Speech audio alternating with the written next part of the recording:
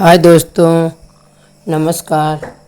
आप लोग कैसे हैं दोस्तों? मैं तो ठीक हूँ और मैं आशा ही नहीं बल्कि पूरी उम्मीद करती हूँ कि आप लोग भी ठीक ही होंगे। दोस्तों, आज छठी है। दोस्तों, कृष्ण भगवान की आज छठी है और छठी पर सोहर उठान होता है और बच्चे की आँख में बुआ काजल लगाती है। दोस्तों जब बुआ काजल लगाती है तो उस नेक मांगती है। और आज बुआ खुश होकर के बच्चे की आँख में काजल लगाती है और अपना नेक मांगती है। तो नेक मांगने पर देखिए भाभी किस तरह का व्यवहार करती है ननद के साथ। दोस्तों, ऐसा नहीं करना चाहिए। ऐसा नहीं है कि ननद गरीब रहती है दोस्तों। और अब गाना के पर्पस से मैं आप लोगों को सब सुनाऊंगी कि ननद के पास कितना धन दौलत रहता है, लेकिन भाभी के घर आती है तो अपने नेक के लिए ठनगन करती है और मांगती है। तो भाभी उसको यही समझती है कि वो बहुत गरीब है, बहुत मंगन है, लालची है दोस्तों। और इस गाने में आपको मिलेगा कि जब ननद को भाभी ने नेग नहीं दिया, वो जो नेग मांगी थी वो नेग नहीं दी, तो उसके भाई ने जा कर के वही नेग सोनार के दुकान पर से ले लिए और लेकर अपने बहन के घर गए। और बहन नाराज़ होकर चली गई थी। तो जब बहन को पता चला कि भाई मेरा आ रहा है, तो दोस्तों बहन सोने की सड़क बनवाने के लिए सोनार को बोली। तो भाभी ने कहा कि जब आपके पास इतना धन दौलत है नंदा, तो फिर आप एक माले के लिए, एक चैन के लिए क्यों रिसिया करके अपने ससुराल चली आई। तो नंदा ने कहा कि भाभी बात चैन की माला की नहीं है, आप जो नेक देती तो मैं ला करके अपने ससुराल में नाम करती, आपका, भैया का, पापा का, सभी लोगों का नाम रोशन होता। मैं आप लोगों के नाम के लिए मांगती हूँ। ऐसा नहीं है कि मेरे पास कुछ भी नहीं है।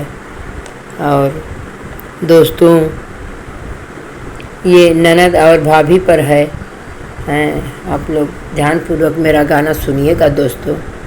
और आप लोगों को अच्छा लगे तो लाइक शेयर ज़रूर करिएगा दोस्तों।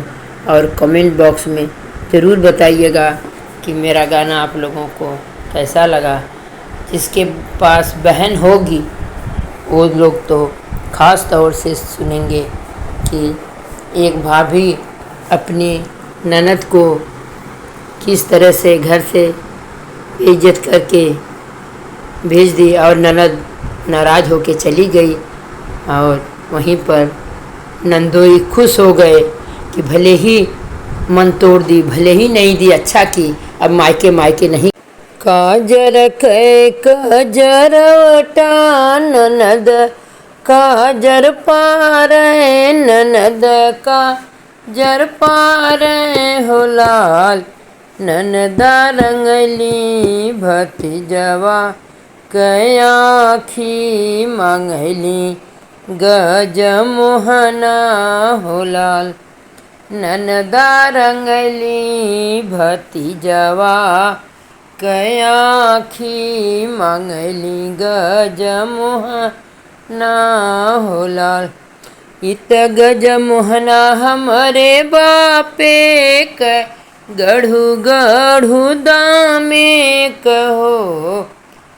ननदा नाही देव अपन गज मोहना, बलू जईबू सासुर हो लाल। ननदा नहीं देव अपन गज मोहनारू, सल जइबू सासुर हो लाल। रोवत निकले ननदिया त रोवत भयनवा निकल हो। बहिनी बिहसत कै निकल ननदोइया भले मनवा तोड़ली हो लाल। बहिनी बिहसत कै निकल ननदोइया भले मनवा तोड़ले हो लाल। दुअर से आवेल भयवा त धन से अरज कर भाभी से अरज कर हो। धना एक बहिनिया सुभद्रा रुसल गईली सासुर हो लाल।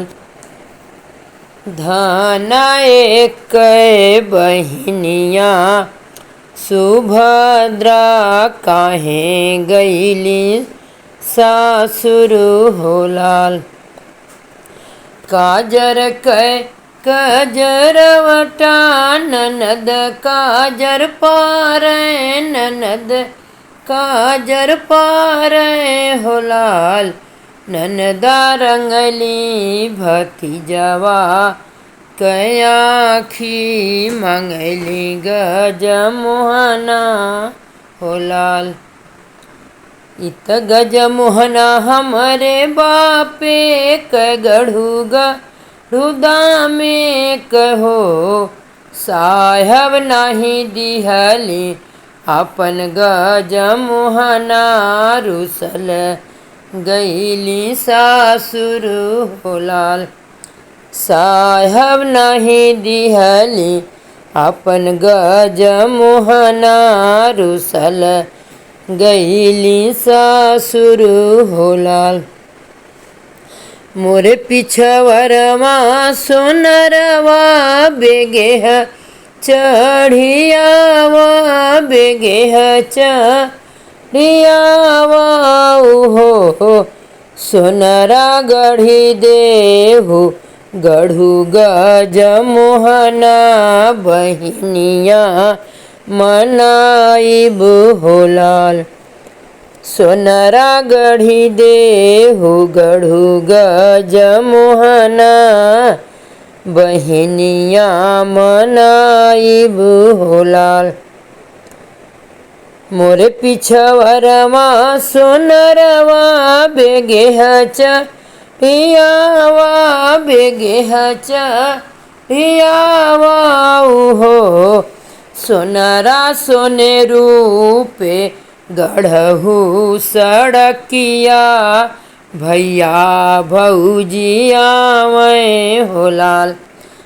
सोनरा सोने रूपे पिटहु सड़किया भैया भौजिया में हो लाल। इतनी जे ननदा तुहरे जे तुहरे ससुर जी के हो। ननदा एक गजमोहना के कारण रुसल अइलू सासुर हो लाल। ननदा एक गजमोहना के कारण रुसल अइलू सासुर हो लाल।